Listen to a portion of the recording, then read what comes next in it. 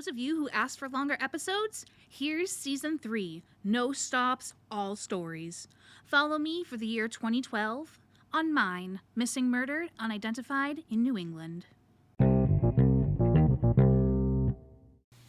Corey Kane was born on May 26, 1988, and performed 14 backflips in a row at his mom's 50th birthday party. Corey was kind, sweet, and would give you the shirt off his back. Corey occasionally stayed with his mom, Joan, in Worcester, though he generally lived with his girlfriend in Wales, Connecticut. Corey was well-loved, enjoyed bicycles and baseball, and always had a good word to say. Corey was outgoing, enthusiastic, getting his life back on track, and would never hurt a fly. Corey would always put others first and was always smiling and laughing. The youngest of 4 children, Corey's sister Trina, gained custody of Corey when she was 22 and Corey was just 14. Corey had a daughter, Anaya, who is now a preteen and was only 2 when Corey was killed.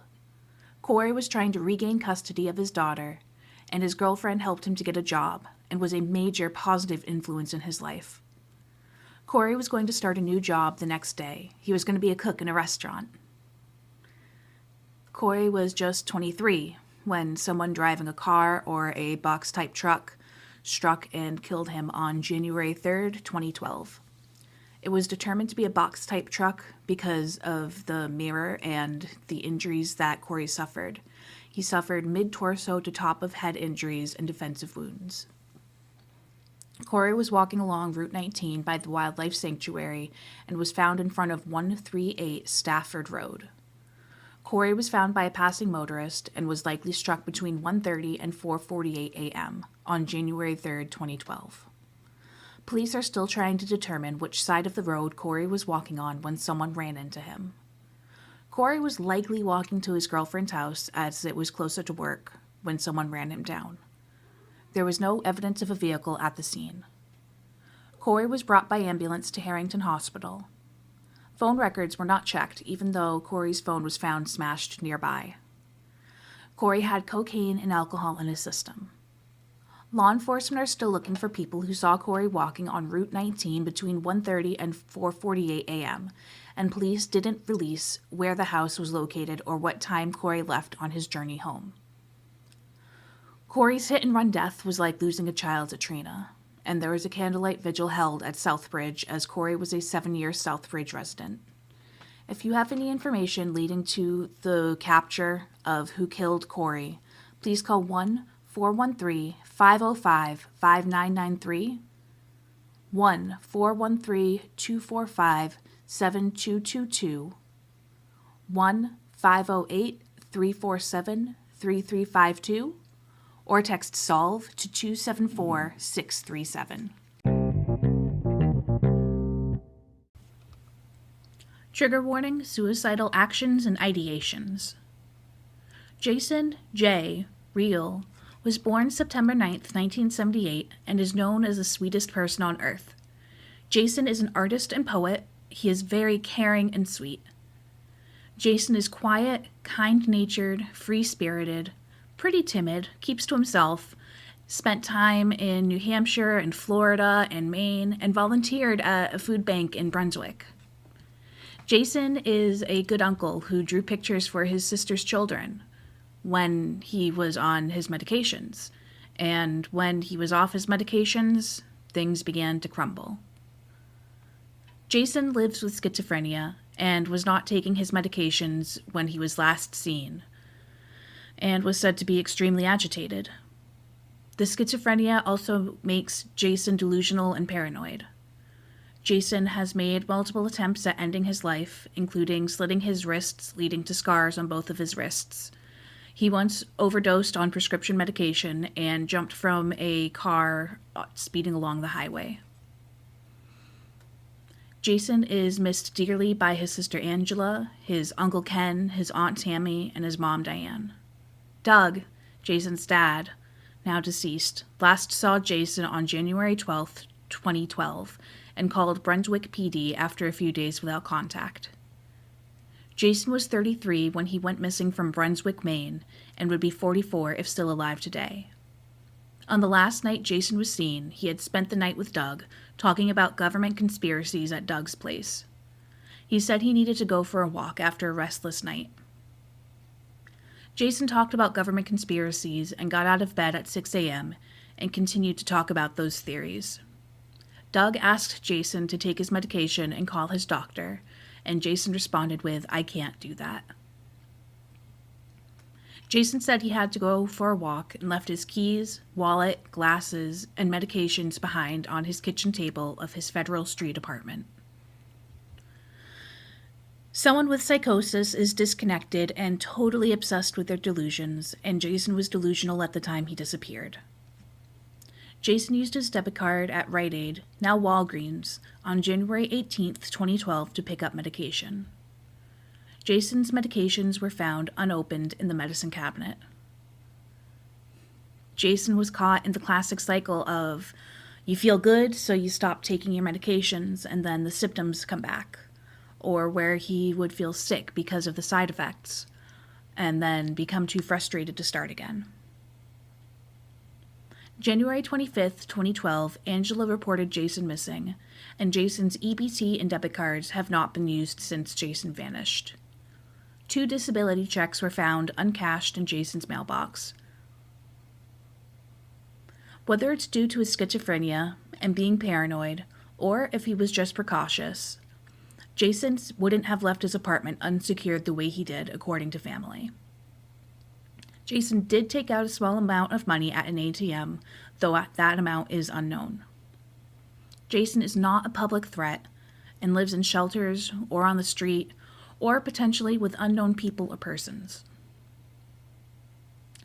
Doug, Jason's dad, died on June 8, 2014, in his sleep, heartbroken, depressed, and tired, not knowing the fate of his son.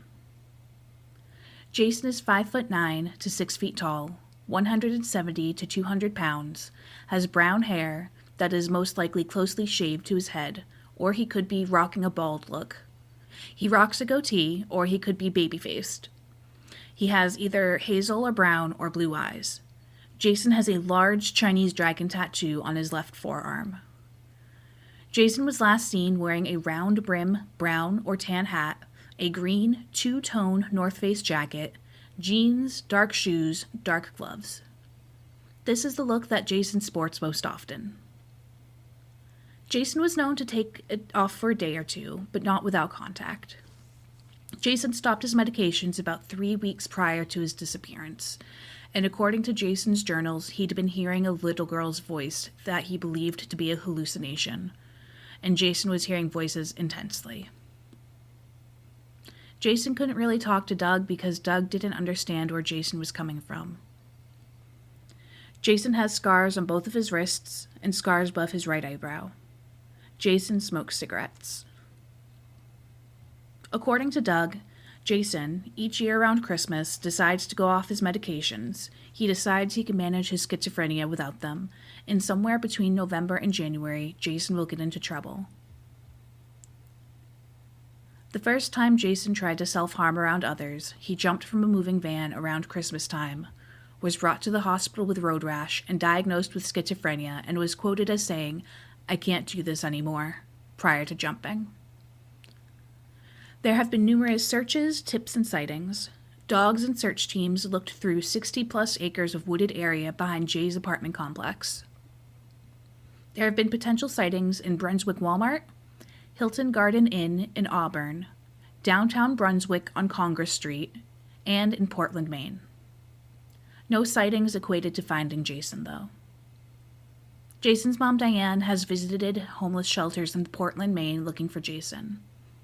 Doug had several theories about what happened to Jason, including abduction, disconnecting his life and starting new, and completing suicide as the voices told him to go somewhere and kill himself, but no body had been found. Hope has faded to find Jason alive. Brunswick PD and MESARD, the Maine search and rescue dogs, searched a wooded area between Bath Road and Route 1 behind a New Meadows Hotel at 393 Bath Road to Bowdoin Pines, Maine. Doug thought of the Androscoggin River between Tropsham and Brunswick, but it was clogged with ice. When it thawed, it went directly into the Atlantic Ocean. So if that is where Jason is, recovering him is unlikely. No comparisons have been made between Jason and unidentified persons. If you have any information, please call 1-207-725-6620 or 1-207-725-6623, extension 163. And remember, recovery is something you have to do every day. Always prepare for the storm. Take your medications and reach out for help. You are not alone. January 25th, 2012. I'm very sorry for your loss. I didn't know Richard, but I wish I did. Stacy. Another person, Barbara, didn't personally know Richard either, but had heard wonderful things about him. Renee Cruz is Richard's sister, who is spreading awareness via demonstrations. Fight for what's right. Keep fighting until we have justice for Rich, says Renee. Richard C. Cruz was a kind man with a great personality, a beautiful personality, and a great sense of humor. Rich believed in anything that was good. It was a frigid night in Pawtucket, Rhode Island, when 28-year-old Richard Cruz, known downtown as a regular character, had just finished his taxes and was heading home. It was January 25th, 2012, at the traffic island between School Street and Broadway, where witnesses from the Sawyer School saw two figures and heard them shouting. The students fortunately couldn't hear or clearly see, which is for the best, as the person arguing with Richard stabbed him several times. Richard ran school straight to Maine, collapsing in front of Apex, a tire store, and dying in the cold January dusk. The murder weapon was not recovered, but it is distinct. Rich left behind 4 brothers and 2 sisters. And Rich is now the 3 of clubs for the Rhode Island cold case playing card deck. Please call 1-877-747-6583. Hey all, I'm Kitty, and this podcast is mine, Missing, Murdered, Unidentified in New England. I cover cases from the New England states of Connecticut, Maine, Massachusetts, New Hampshire, Rhode Island, and Vermont.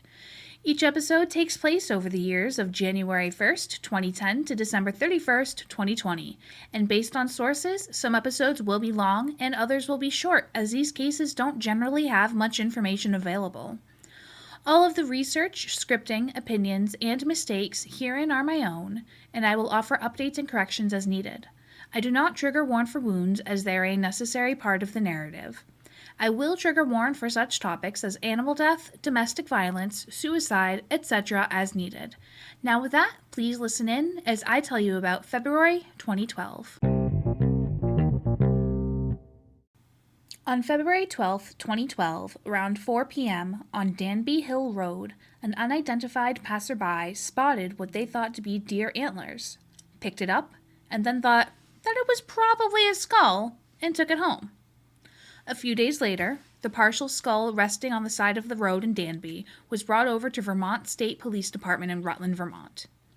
Due to the time between when the skull was found and reported, and the frost that had occurred, the landscape reportedly changed, reducing the discovery of more parts.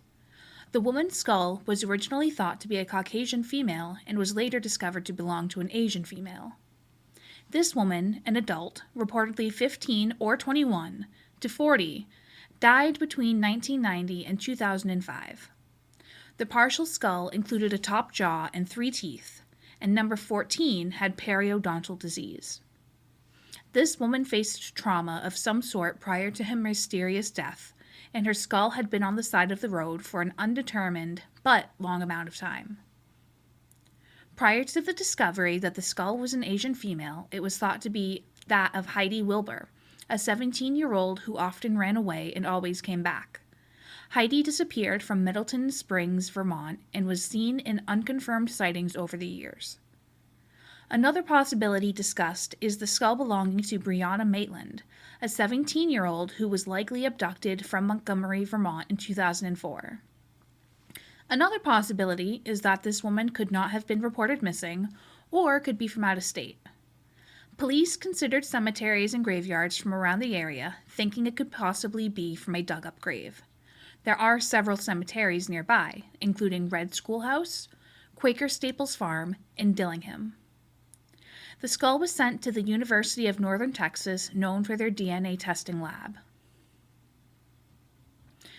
To be honest with you, since they were not immediately sure of the ethnicity of the skull, I am keeping my mind open as to the potential identities of the woman, including Audrey Grote, who went missing on August 21st, 1993 from Washington, Vermont, Jolene Chantil Boulouris, missing from Swansea, New Hampshire on August 30th, 1994, Debbie Ann Ferris, missing from Albany, New York on August 17th, 1999, or Audrey Herron, missing August 29th, 2002 from Catskill, New York.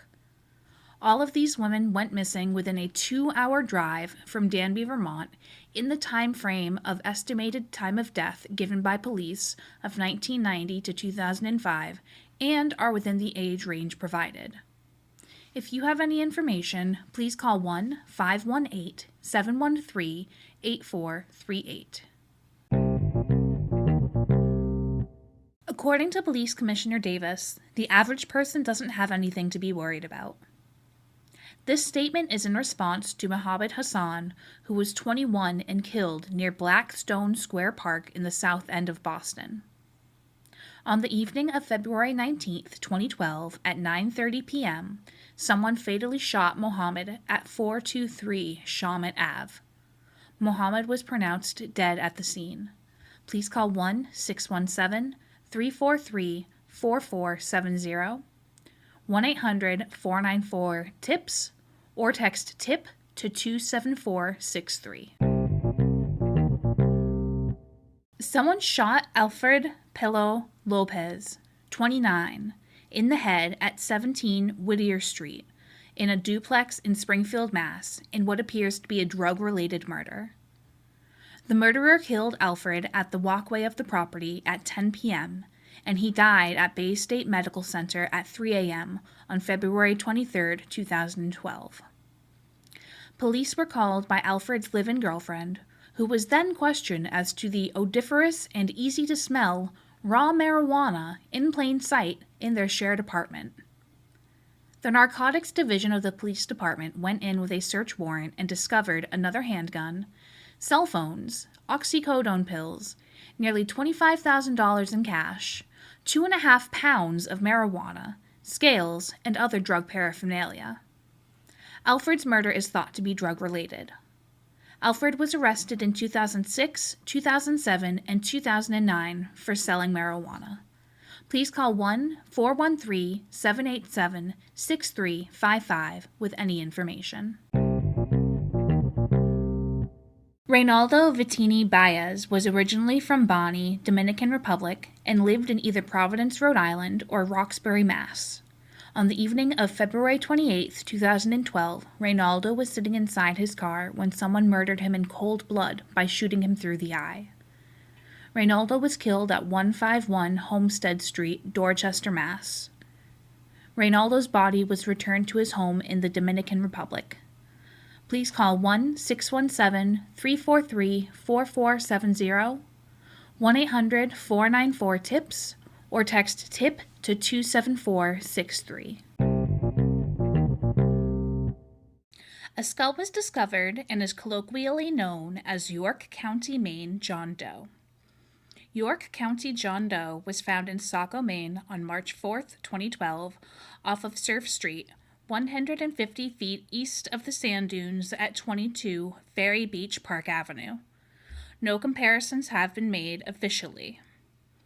Websleuth thinks that James Therian, who I discussed as a missing person a few episodes ago, is a potential match, though I personally have a few thoughts as to who it could be based on distance and time. Since the skull was found in a sand dune, I think that it would have had to have been there for a substantial amount of time, and since it was found in the sand dune, it likely washed up from sea, making me think that it was from someone who was lost at sea.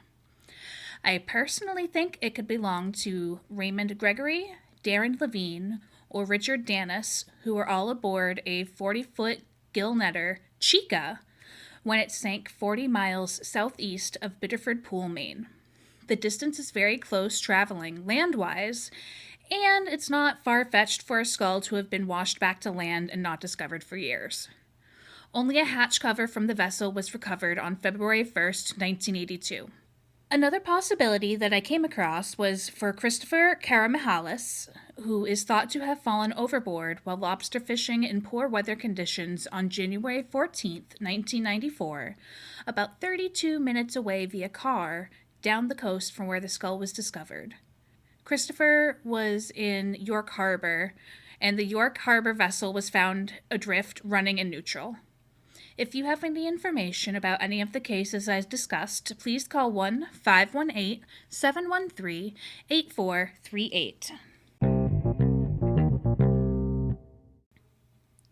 Faye Elaine Johnson Stinchfield was born September 21st, 1950, and is missing from Bethel, Maine as of March 7th, 2012. Faye is a grandmother to 9 and a great-grandmother to 4. Faye was 62, white.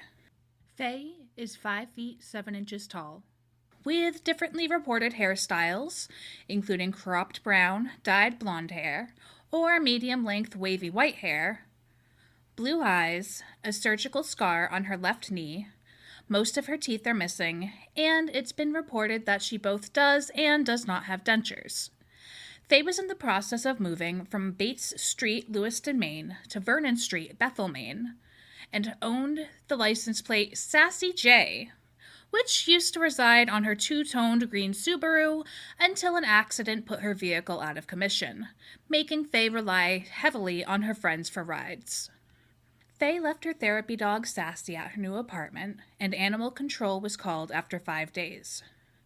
After animal control showed up is when Faye's disappearance was reported. Faye's daughter Jolene wasn't informed of her mom's disappearance until 16 days after she initially went missing. Faye's cell phone was turned off.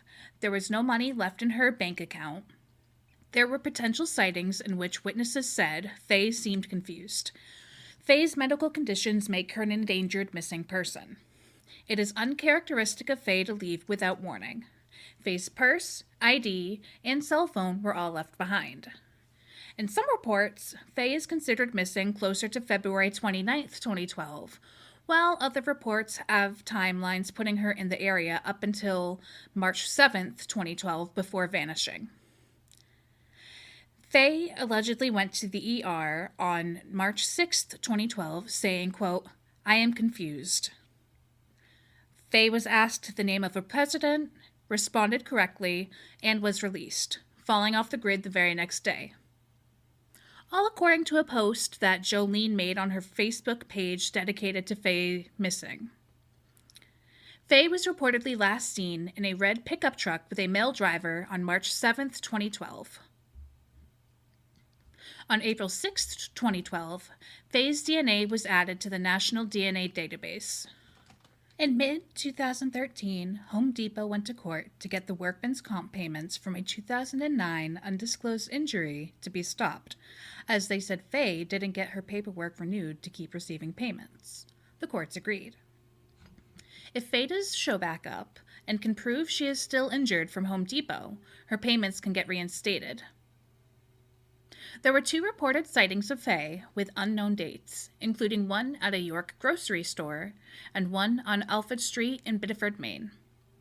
On September 11, 2014, a post was made on the Find Faye page of Facebook begging the unidentified landlord to step forward with whatever information they have and were unwilling to share with police.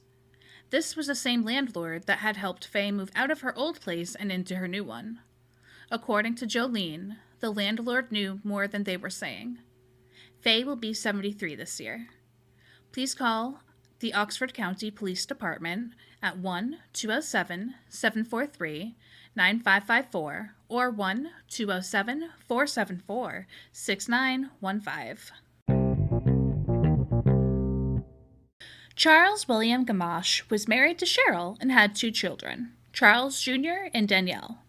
Charles always had a smile and a hug to offer old friends. Police say they couldn't find a motive as to why someone would want to kill Charles, but unfortunately someone did kill him. Charles was stabbed several times and died of his wounds in his 42 Pioneer Way home in the Boston Road Mobile Home Park shortly before 10 p.m. on March 26, 2012. Charles was only 56 when he was murdered. Please call 1-413-787-6355. April 17, 2012. Family and friends still adorn Dennis Jordan, aka Mike, Michael, and Big Mike's online memorial with heartfelt notes, including, "My homie, my best friend, I went to your gravesite yesterday, still can't believe you're gone.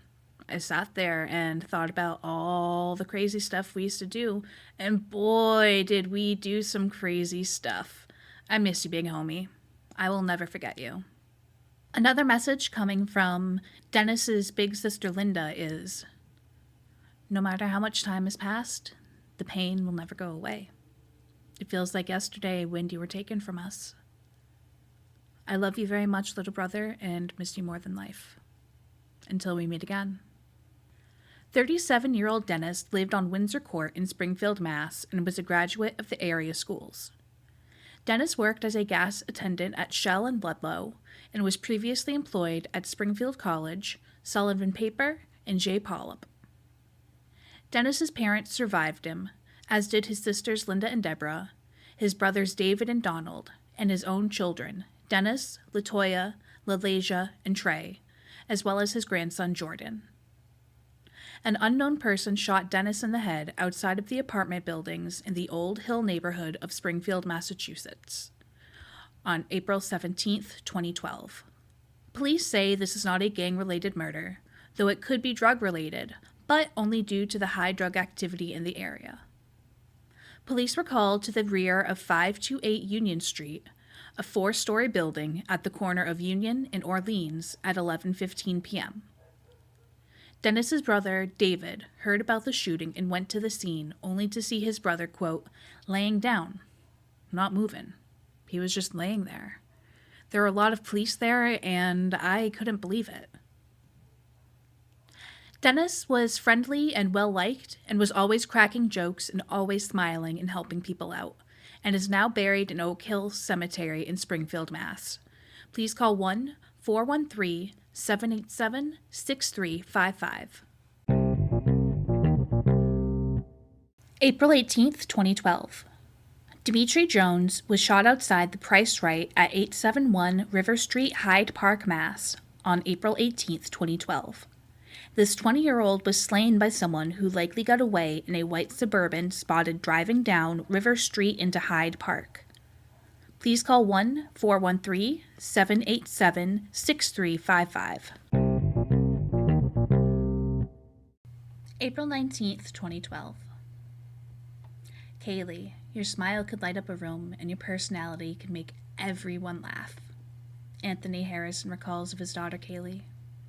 Kaylee's cousins recall a cheerful little girl, one who tried to turn down the Head Start offered at her family Easter egg hunt in order to have her cousins come search with her, then promptly sat down to snack on the first egg she found. Kaylee Ann Harrison, nicknamed Cal, was born July 27, 2009, and is a white female. Kaylee was 2 foot 6 inches to 3 feet tall when last seen at the creek area of Long Beach and Cape Hedge in Rockport, Massachusetts. Kaylee has short brown hair, blue-gray eyes, and freckles under her eyes as well as dimples. Kaylee was last seen wearing a light pink shirt and bright pink capri pants. Kaylee was a little girl with a big smile and a perky ponytail. Kaylee's favorite color is purple, she loves her sister Elizabeth, and loves string cheese. Kaylee was described as a quiet child who never cried or whined, was always eager to hang out with her family, and thoroughly enjoyed life.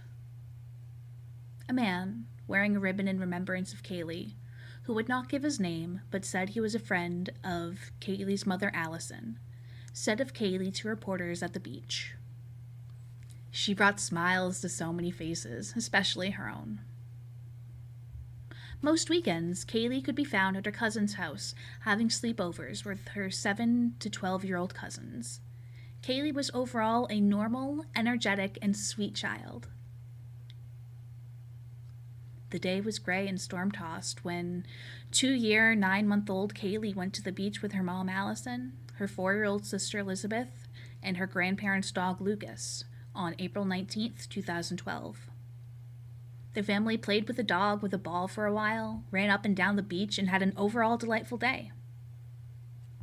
Shortly after high tide, around 1 to 2 p.m., Allison tossed or kicked the ball too far and went to retrieve it. Anyways, Allison got the girls situated next to the wall on the sparsely populated beach. This was a wall near a deceivingly ripping tidal stream, and it should be noted the girls were not left to play on the bridge over Saratoga Creek itself. Kaylee was last seen with Elizabeth getting ready to build a sandcastle and playing near a rock wall at the estuary where water emptied out into the sea.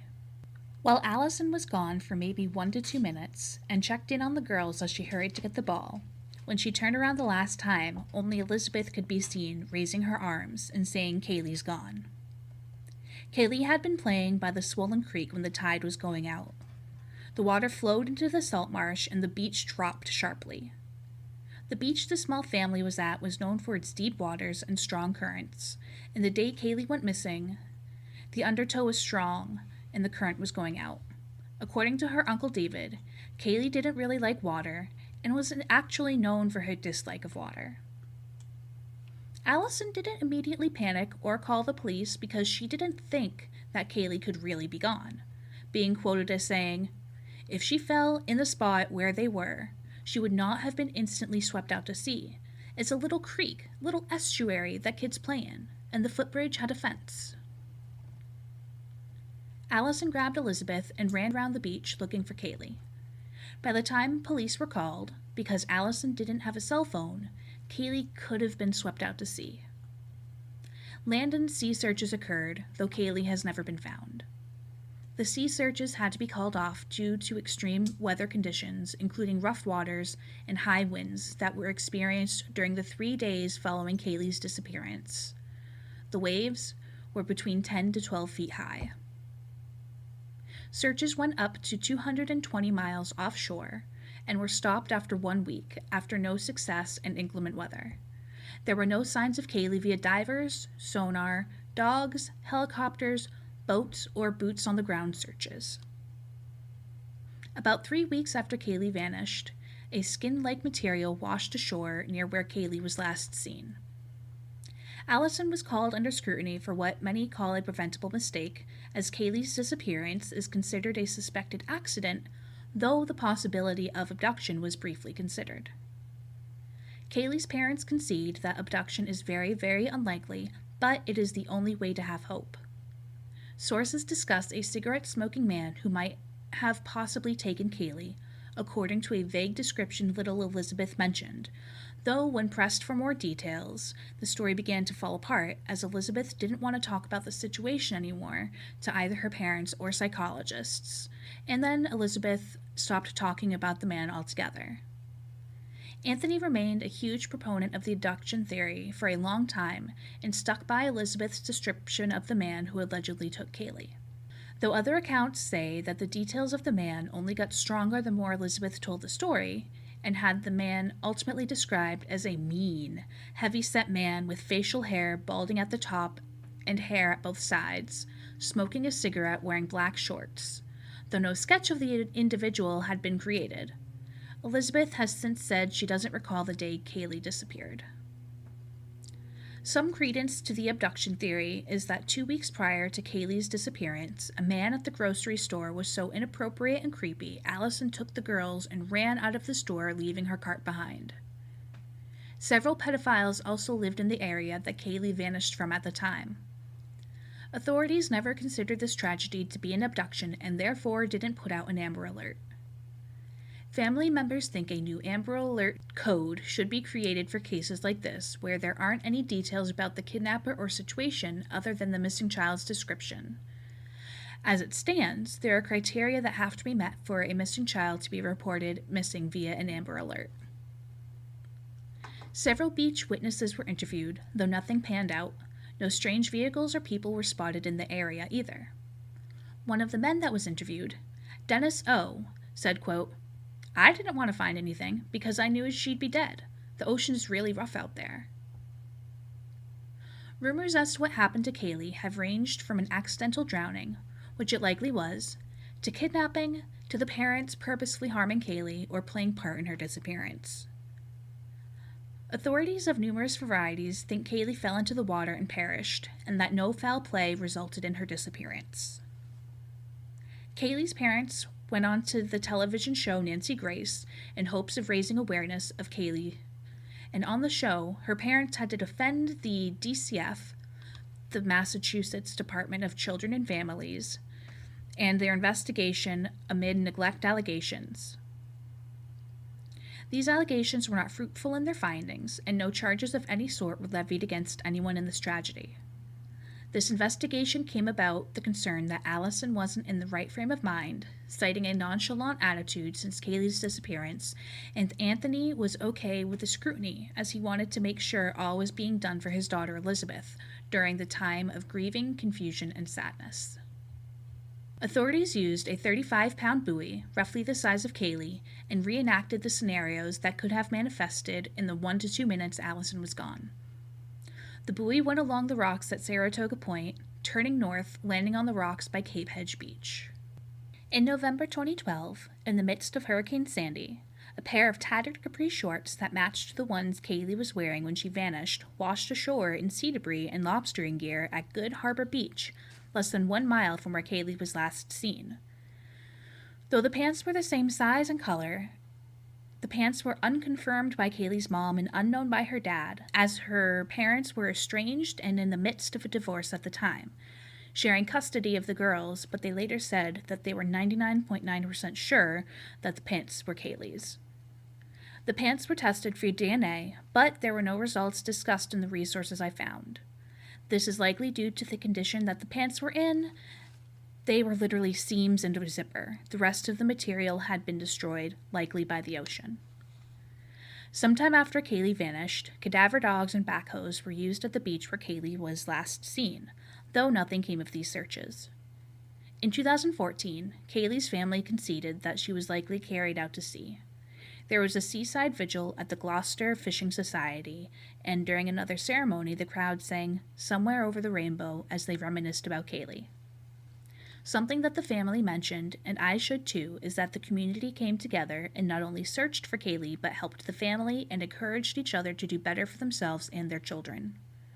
In honor of Kaylee, her parents have set up and attended numerous causes in her honor, including a co-sponsored Children's ID Kit Building Day with the family of slain teenager Molly Bish. These kits included fingerprints, pictures, and physical descriptions. Kaylee's dislike of water, her likely demise, and her memorial all came into one culmination of a law called Kaylee's Law that her parents worked with Senator Tarr to put into place. Kaylee's Law would have mandated a color-coded safety warning system for the publicly funded beaches like the one Kaylee vanished from. New Hampshire has a system like this in place.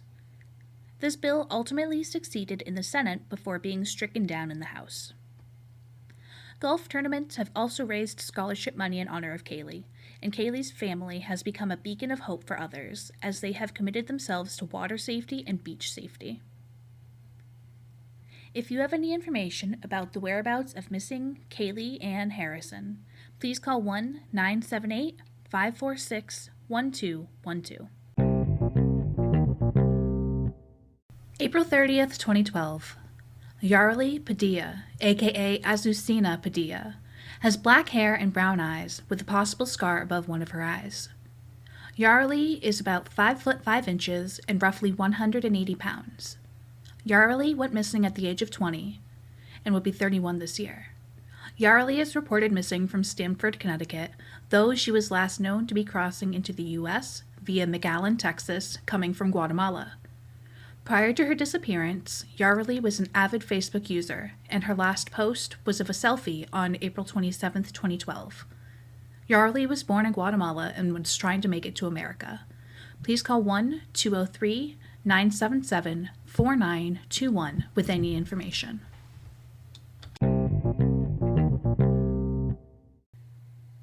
April 19th, 2012. I was impressed by Sesh's knowledge, determination, and willingness. Seshadri Kangala Rao, nicknamed Sesh, aka Geek God, was a gentle soul. A 24-year-old grad student attending Boston University's School of Mathematical Finance, part of their School of Management, in a program that only accepts 50 out of 1,000 students.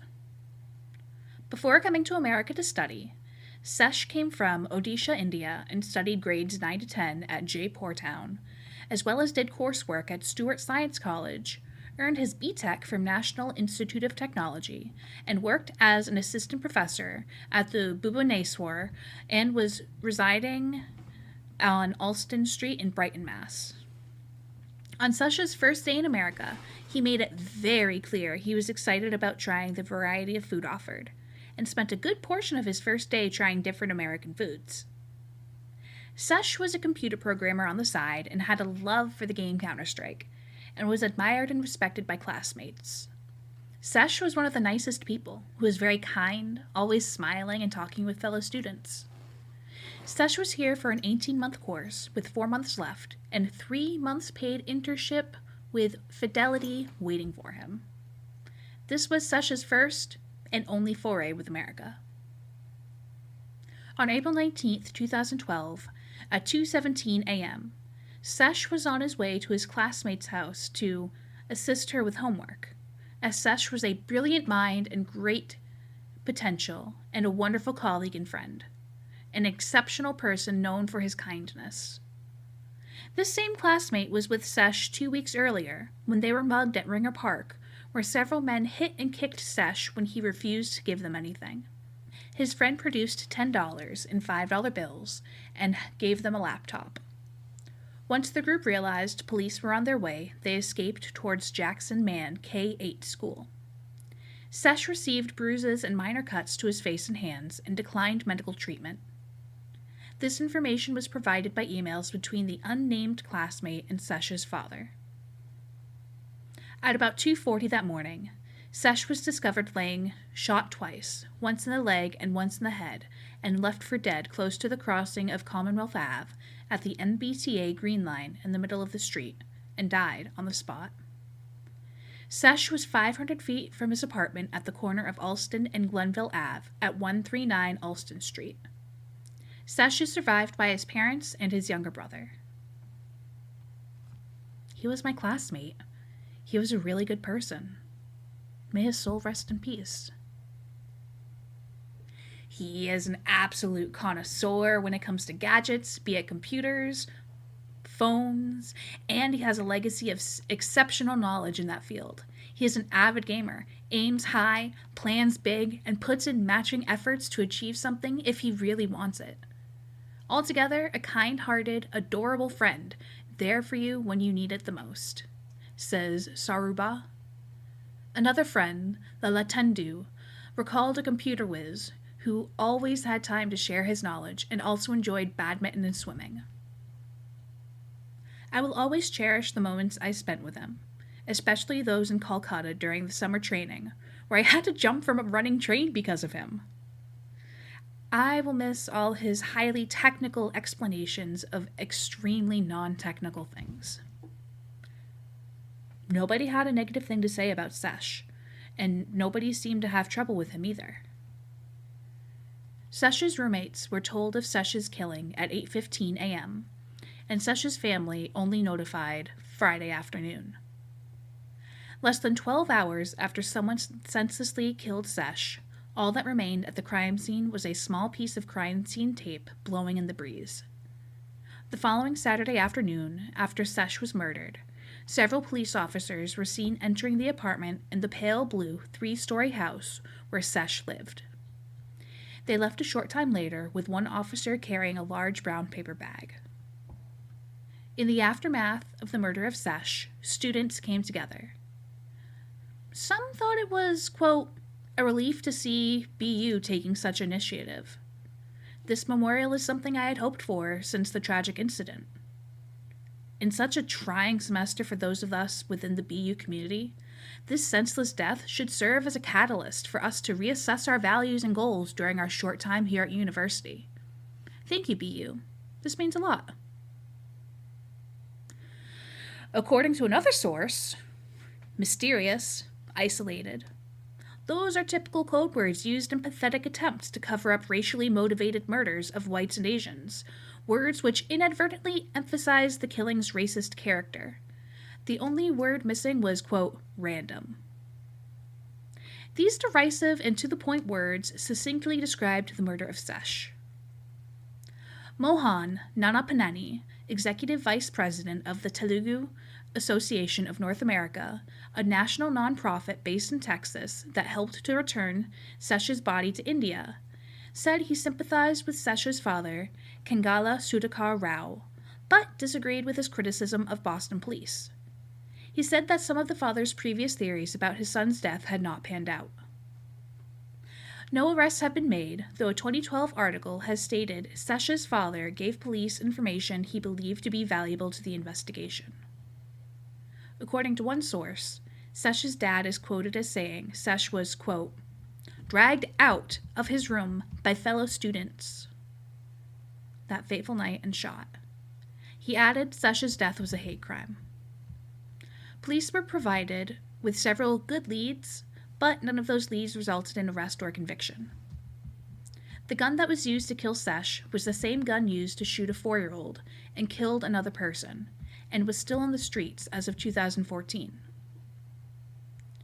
On April 29, 2012, a candlelight vigil was held in Sesh's memory by the student body and the various organizations Sesh was part of, including the Indian Association of Greater Boston, Boston University Indian Grad Student Association, Boston University India Club, Saheli, and several other organizations. Sesh's body was returned to India with the help of the Telugu Association of North America, and the service for Sesh was likely at the Jagannath Temple, a Hindu temple in the holy city of Puri in the state of Orissa. Please call 1-800-494-TIPS, 1-617-343-4470 with any information. May 16th, 2012. Born December 7th, 1991, Ashley Miracle Armstrong was a beautiful young woman at the wrong place at the wrong time. She didn't have problems with anyone, according to Ashley's uncle. Ashley and her mom, Deborah, were very close as it was only the two of them. Ashley was known for her bright smile, positive attitude, and comforting nature. Ashley had an overall shining personality and was going to school at Naugatuck Valley Community College. Ashley worked as a certified nursing assistant at Ridgefield's Laurel Ridge Healthcare Center and Danbury Synergy Home Care. Prior to that, Ashley was a student at Danbury High School and graduated from the Alternate Center for Excellence with the class of 2009. And excellent she was, always having a smile on her face and a good word for anyone. Ashley was a good listener who heard people. It was about 12:20 a.m. on May 16th, 2012, and the 20-year-old Ashley was visiting friends, getting ready to head over to another location. They were leaving their original location due to one friend not wanting to wake their grandmother with their friend's presence. Ashley and her 4 friends, one from Danbury, Connecticut, one from New York, and 2 others from New Haven, Connecticut, were chilling in her black VW Jetta, and another car was parked behind them, waiting to follow them to the next location. The carload of women met up with the 1984 Impala full of men to party. Suddenly, someone opened fire at the vehicle. They were located near the intersection of Shelton Ave and Munson Street in New Haven, Connecticut at the time, and only Ashley was injured in the shooting, being struck several times. Ashley likely saved her friends by the next and last actions, as she managed to drive 1.5 blocks away from the location, despite being struck in the head and neck. The car came to a stop across the street from Country Market at the crossroads of 94 Shelton Street, Dixwell, Munson, and Orchard. Ashley was transported to the hospital of St. Raphael, where she was pronounced dead at 12:17 a.m. Cameras were present at the location but didn't record the events of that evening. Though this murder seems like a targeted attack, police don't think it was a targeted crime. 5 shells were discovered at the crime scene.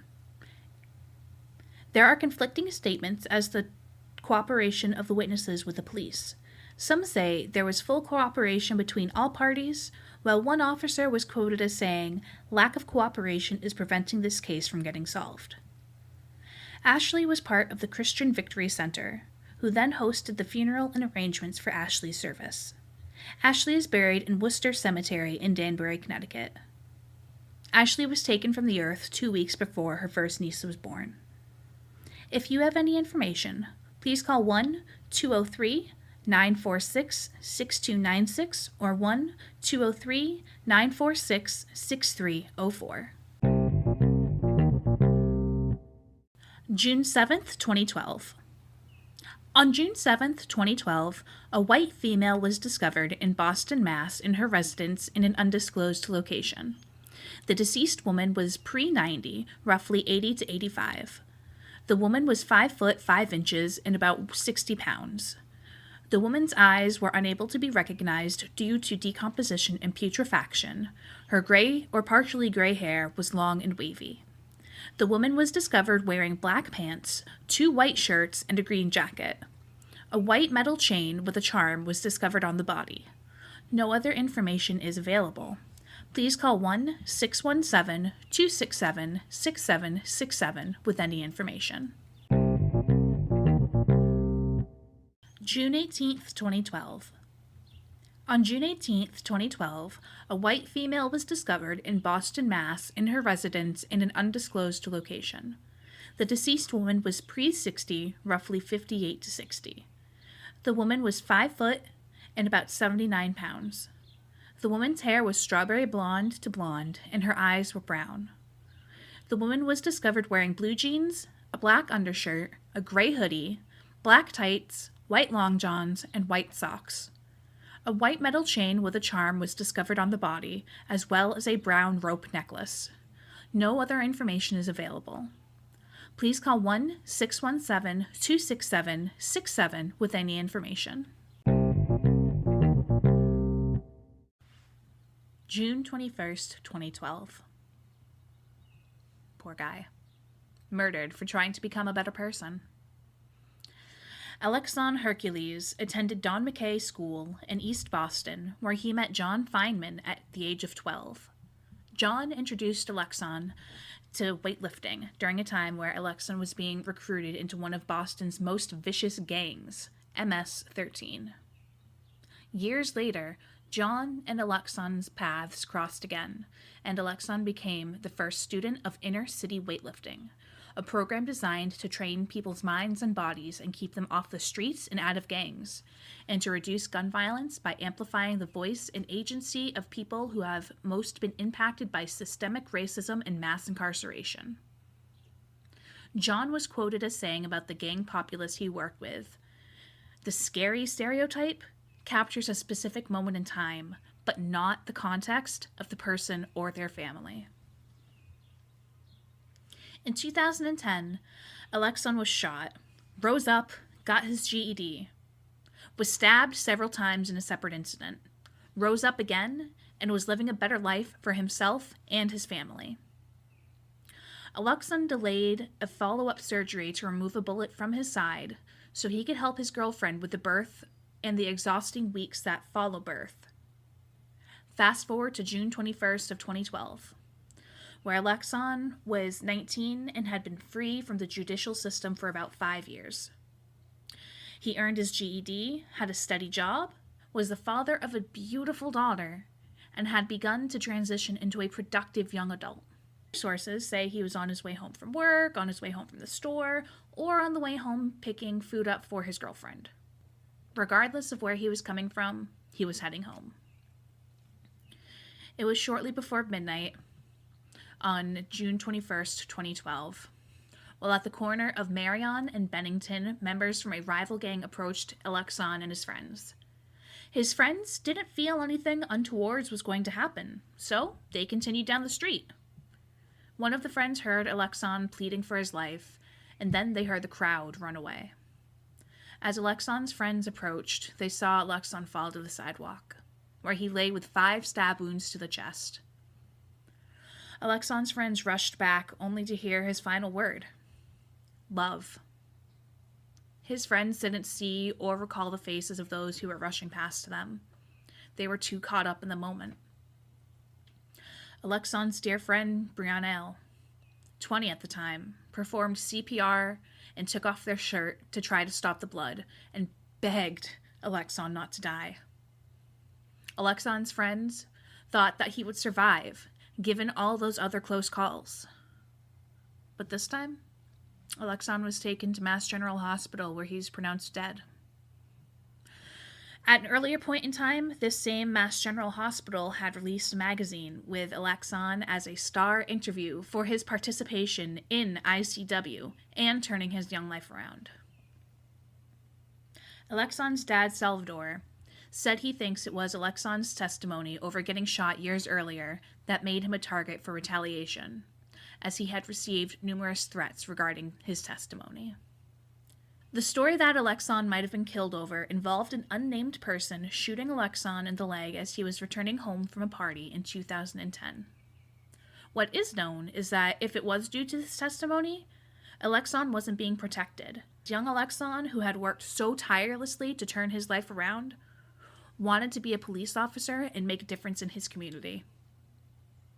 Do the right thing and call 1-800-494-TIPS with any information that can bring Alexon Hercules' killer to justice. June 22nd, 2012. On June 22nd, 2012, it was reported that an unidentified black male was discovered in his residence in Boston, Mass. This man had quarter-inch gray/partially gray hair with a beard and mustache. The man likely had brown eyes, but the color was not guaranteed due to putrefaction and decomposition. The man was dressed in blue and green plaid boxers, blue pants, and 2 pairs of white socks. No comparisons have been made, and no other information is available. Please call 1-800-494-TIPS.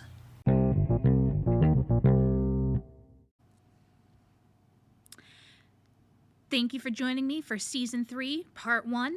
Join me for Season 3, Part 2, coming up next.